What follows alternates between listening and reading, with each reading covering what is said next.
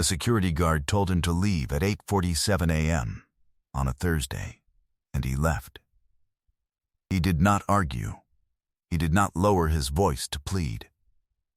He picked up the manila envelope he had set carefully on the edge of the reception desk, tucked it under his left arm, and walked back through the revolving door with the same deliberate gait he had used to enter. The slow roll of the right leg, the quiet compensation, the heel landing half a beat after the toe.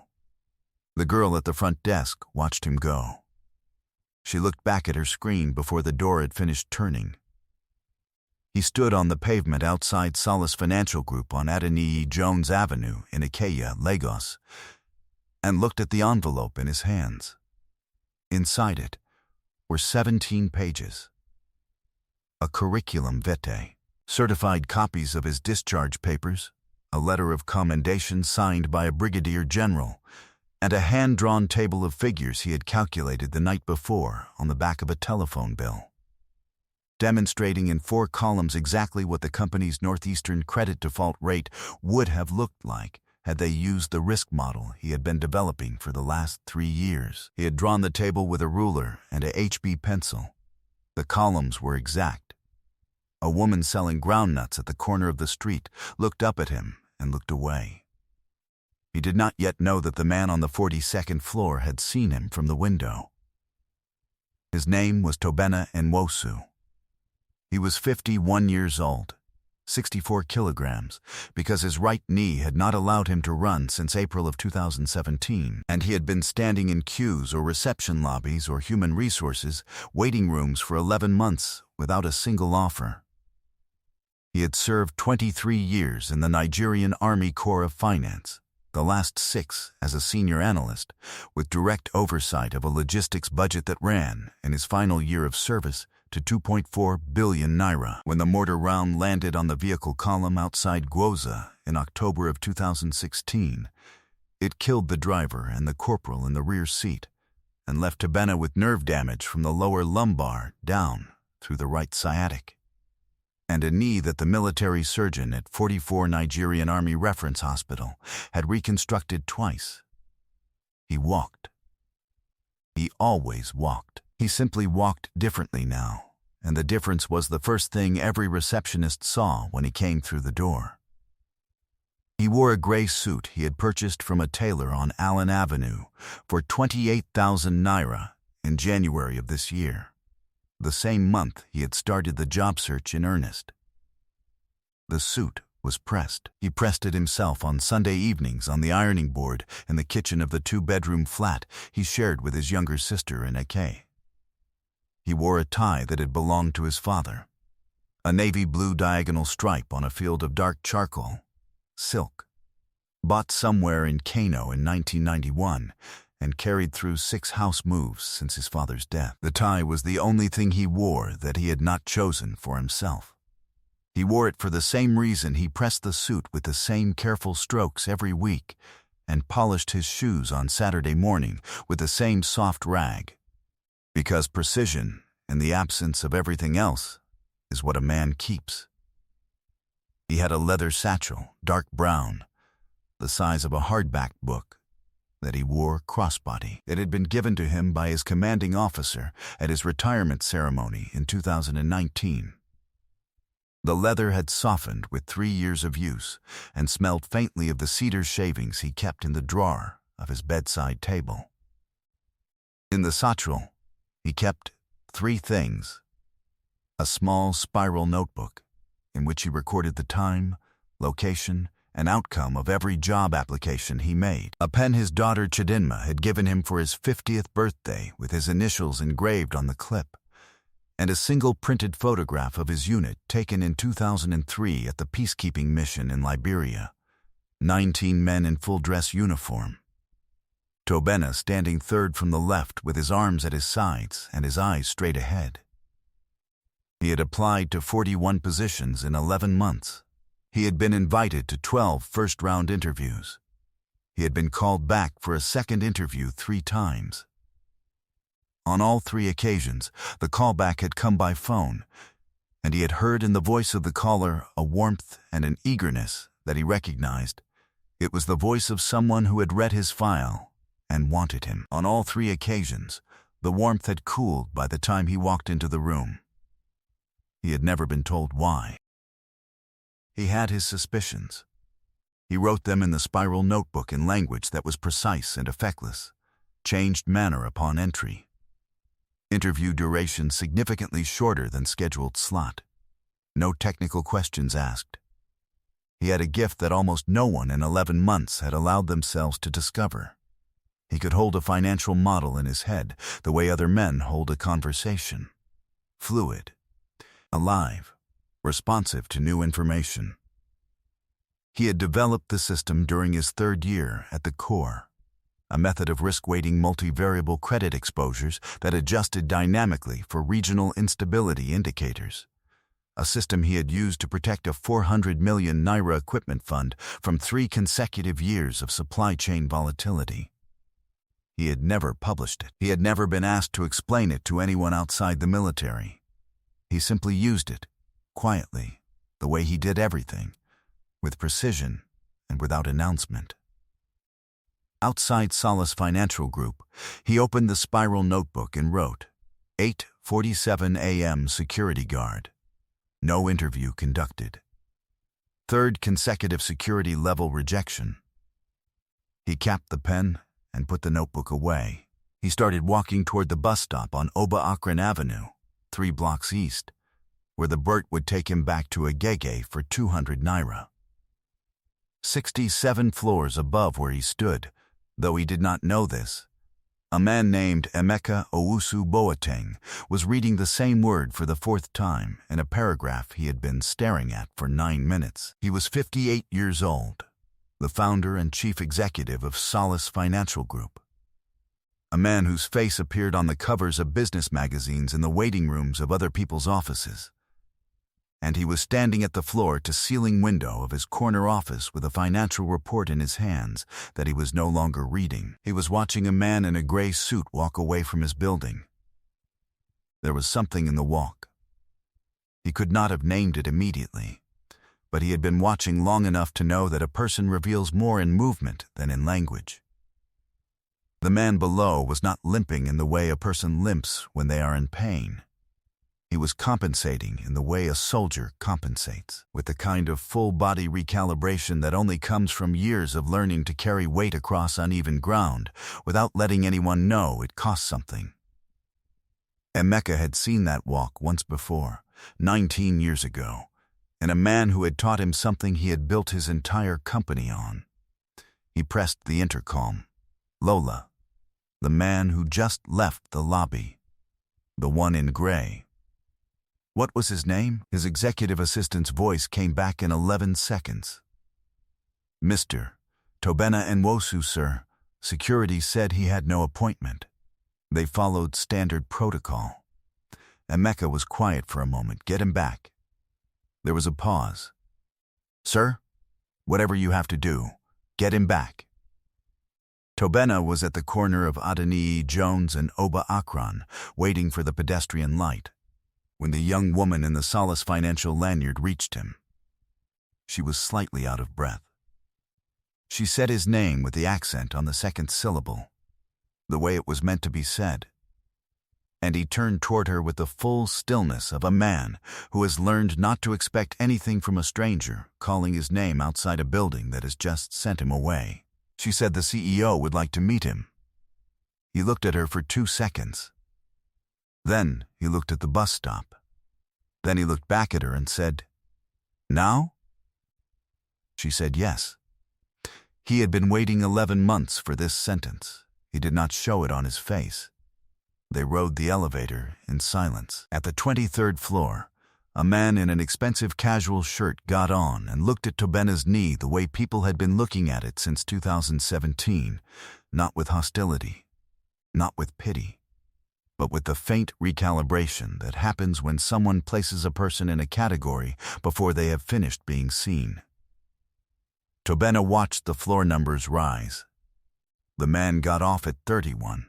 The young woman pressed 42. Emeka Owusu Boateng was standing at the window when they came in. He did not turn immediately. When he did, He looked at Tobena the way a man looks at something he has been trying to remember, with recognition that does not yet have a name. He waved the assistant out and said, "Sit down." Tobena sat. Emeka sat across from him, put the financial report down on the desk, and looked at the manila envelope.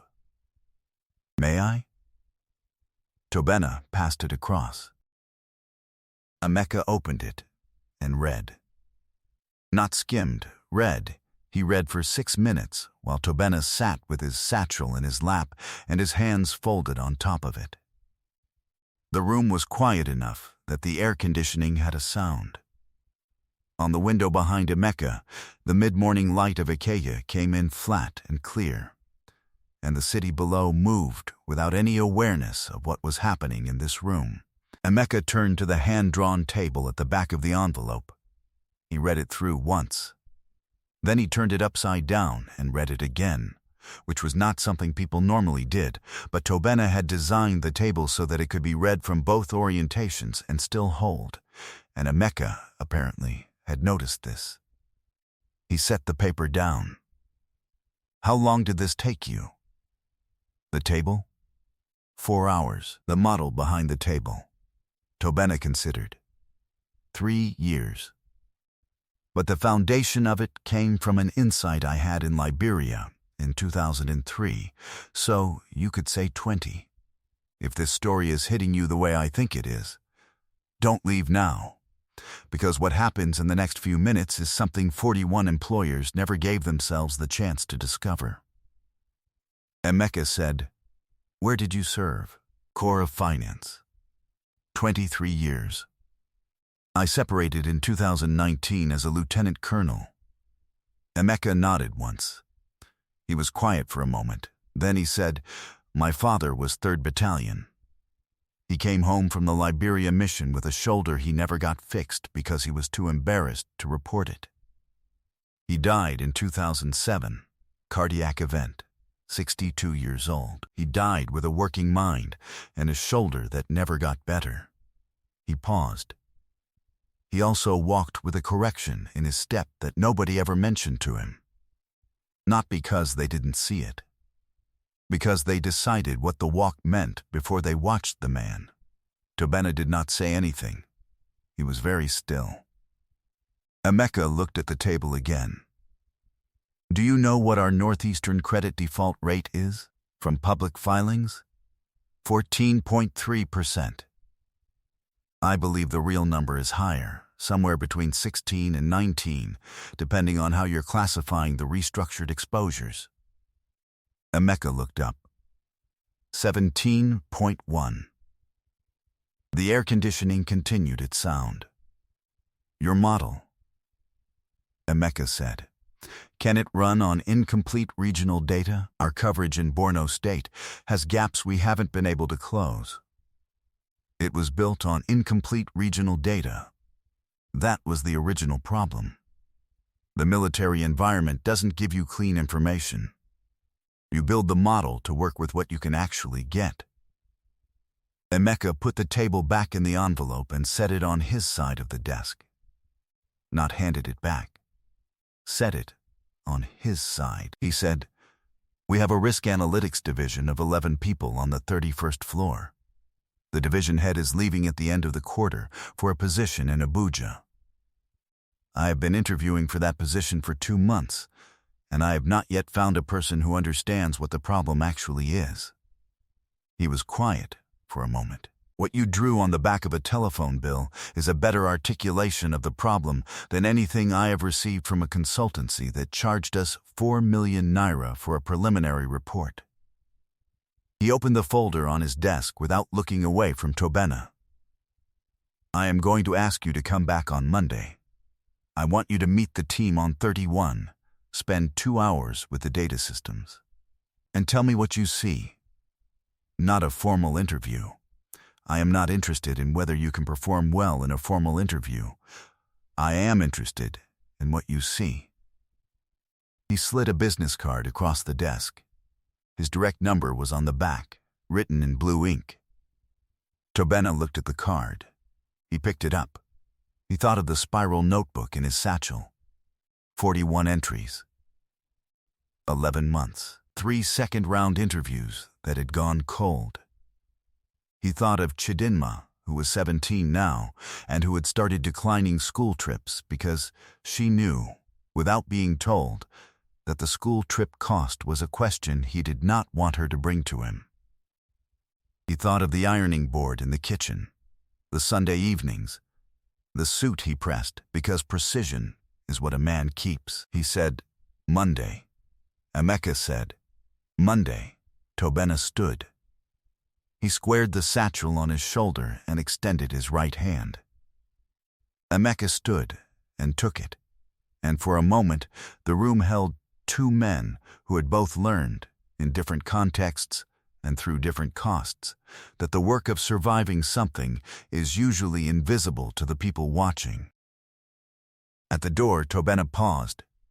He said, The girl at the front desk. She watched me leave without looking away from her screen. Emeka said, I know. Tobena nodded once and walked out. He took the elevator down alone. At the lobby, the girl at the front desk was sorting papers and did not look up. He walked through the revolving door onto Adeniyi Jones Avenue. The groundnut seller at the corner looked up at him again. This time, Tobena stopped, bought a small twist of groundnuts for 50 naira, and stood eating them in the morning sun while the traffic on Oba Akron groaned past and the city did the particular business of a Thursday in a city that is always doing business. He did not call his sister until he reached the bus stop. When she answered, he said, I have a meeting on Monday. He did not explain what kind of meeting. His voice gave nothing away. But she had known him for 47 years, and she was quiet for a moment. And then she said, I'll press the suit on Saturday. On Monday morning, Tobena arrived at Solace Financial Group at 7:58 a.m., 6 minutes before his scheduled time. He passed through the security desk, the same guard who had turned him away 10 days earlier, and gave his name to the girl at the front desk. She looked at her screen, looked at him, and said, Mr. Emeka's assistant will be right down. He stood in the lobby with his satchel and his envelope and his father's tie and waited, the way a man waits when he knows that what comes next is not luck and was never luck. It is the bill finally coming due for everything he has already paid. The 31st floor was a rectangular space with long windows facing west and a dozen workstations arranged around a central table covered in monitors and data terminals. When Tobena came through the door, the 11 analysts looked up with the particular expression of a team who had been told to expect someone, but not told who. He was in his gray suit. He walked across the floor with his deliberate gait, set his satchel on the table, and opened the notebook to a clean page. He said, Show me your Borno State data. By noon, 3 of the analysts had pulled their chairs around his end of the table. By 2 o'clock, the division's senior statistician, a woman named Nkechi Okafor, who had a doctorate from the University of Ibadan and was not in the habit of being impressed, was leaning over his shoulder, watching him work through a variable correction in margins so close they had to share the same line of sight. He did not eat lunch. He did not explain himself at length. When someone asked him a question, his answer was precise, and then he went back to the work. Emeka arrived at the 31st floor at 3:14 p.m. He stood at the door without anyone noticing. He watched his team of 11 people working alongside a man in a gray suit and a striped tie who had not, in 6.5 hours. Once looked at the clock. He watched for 4 minutes.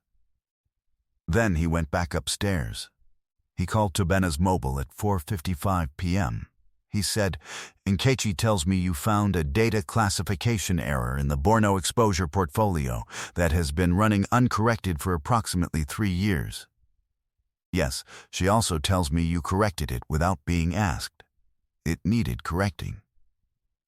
Emeka was quiet for a moment. The position is yours if you want it. The formal contract will be ready by Wednesday. The title is Head of Risk Analytics. The salary is...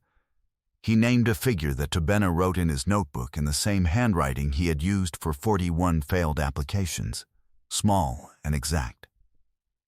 Tobena capped the pen. He said, "Wednesday is fine." Emeka said, "One more thing. I told the security team and the front desk team this morning that the standard operating procedure for visitor handling is under review. We are implementing a new policy that requires any walk-in candidate with prior professional experience to be offered a 10-minute meeting with HR before being turned away. The training starts next week." He paused. "I should have done it before you came in. I am telling you because I want you to know I did not wait." Tobena said, "I appreciate that." He walked home that evening, not all the way, but from the bus stop to the flat in Ige, 8 blocks on a Thursday evening, with the sky going orange in the west, and the streets smelling of suya and exhaust, and the particular warm dust of Lagos at the end of a dry season day. His knee ached in the familiar way it ached when he had been on his feet long enough. He did not slow his pace. He simply rolled his weight the way he always had, compensating precisely, heel then toe. The correction so practiced it was invisible to anyone who had not been watching long enough. His sister was cooking when he came through the door. She looked at his face and said nothing and turned back to the stove. He sat at the kitchen table and opened his notebook and turned to the entry from 10 days earlier. 8:47 a.m. security guard. No interview conducted.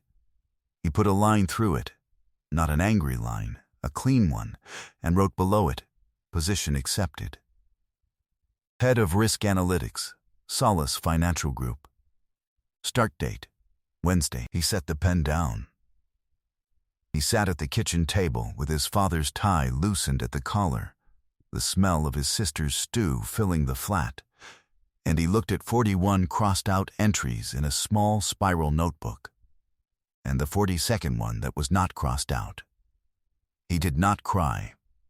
He had not cried in a long time, not since the hospital in Gwoza where they had told him about the driver, and even then he had waited until he was alone. What he did instead was put the notebook in the satchel and the satchel on the hook by the door.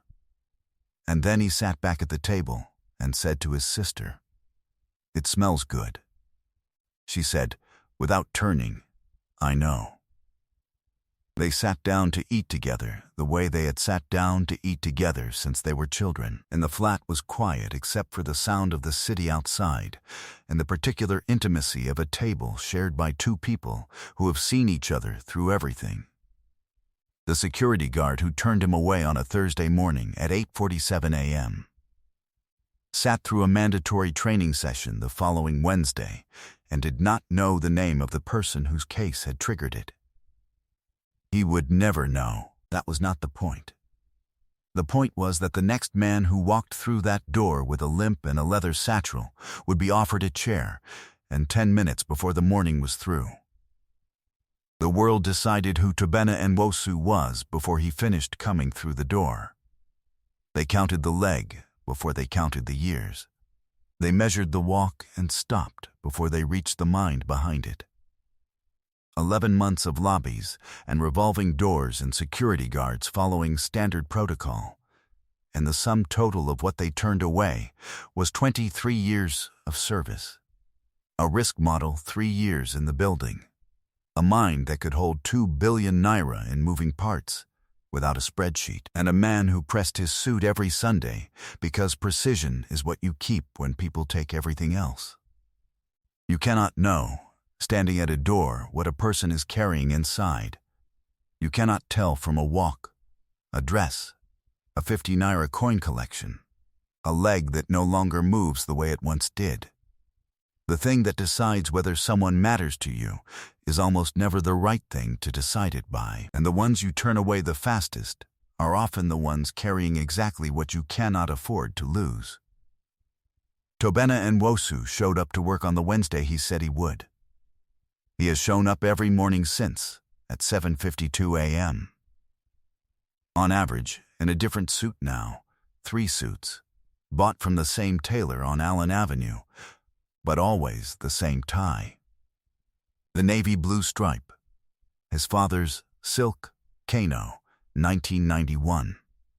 He wears it because some things you carry, not because they are useful, but because they are true. And on the morning of his first day as head of risk analytics, when he walked through the lobby and the girl at the front desk looked up.